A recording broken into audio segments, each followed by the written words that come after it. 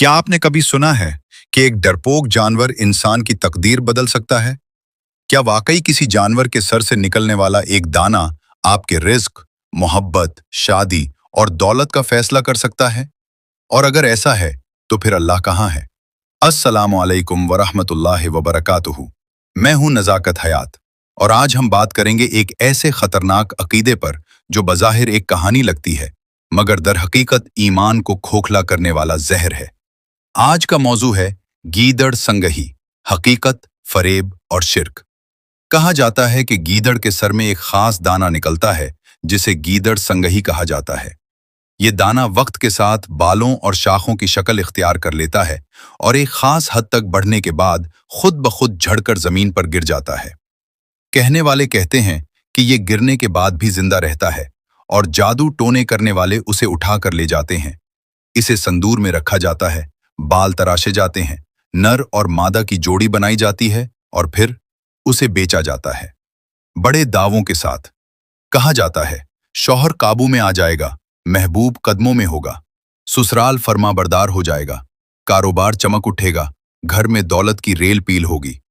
और अफसोस की बात यह है कि ये सब दावे सुनकर मुसलमान मर्द और औरत अपनी जेबें खाली कर देते हैं और वो चीज खरीद लेते हैं जिसे न कुरान जानता है न हदीस पहचानती है।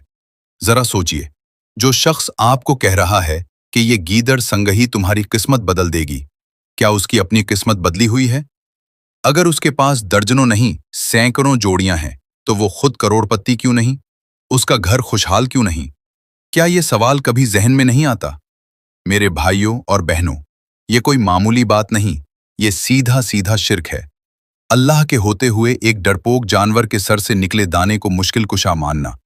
कुरान कहता है, अगर अल्लाह तुम्हें नुकसान पहुंचाए तो उसके सिवा कोई उसे दूर नहीं कर सकता। सूरतुल अनाम। और नबी सल्लल्लाहु अलैहि वसल्लम ने फरमाया, जो चीज तुम्हें नफा या नुकसान दे वो सिर्फ अल्लाह के इख्तियार में है। फिर हम कौन होते हैं कि किसी मुर्दा, बेजान, बदशक्ल शय को अपनी उम्मीदों का मरकज बना ले? याद रखो, घर की रौनक गीदड़ संगही से नहीं आती, रिस्क की बरकत तावीज से नहीं मिलती, दिल का सुकून जादू से हासिल नहीं होता, बल्कि 5 वक्त की नमाज, सजदे में सुबहान रब्बिल आला, कुरान की तिलावत, हलाल कमाई, सब्र और शुक्र, ये वो चीजें हैं जो घरों को जन्नत बनाती हैं। काश लोग समझ जाएं कि अल्लाह के खजाने किसी जानवर के सर में नहीं, बल्कि आसमानों और जमीनों के मालिक के हाथ में हैं। अगर आपने आज की बात दिल से सुनी है तो इसे दूसरों तक पहुंचाएं। शायद आपकी एक शेयर किसी का ईमान बचा ले। आखिर में दुआ है, ए अल्लाह, हमें हर किस्म के शिर्क से महफूज फरमा, हमें सच्ची तौहीद अता फरमा और हमें अक्ल, समझ और हिदायत नसीब फरमा। आमीन सुम्मा आमीन। अगर वीडियो पसंद आई हो तो लाइक करें, चैनल को सब्सक्राइब करें और कमेंट में अपनी राय जरूर दें। अल्लाह हाफिज। अस्सलामु अलैकुम वरहमतुल्लाहि वबरकातुहू।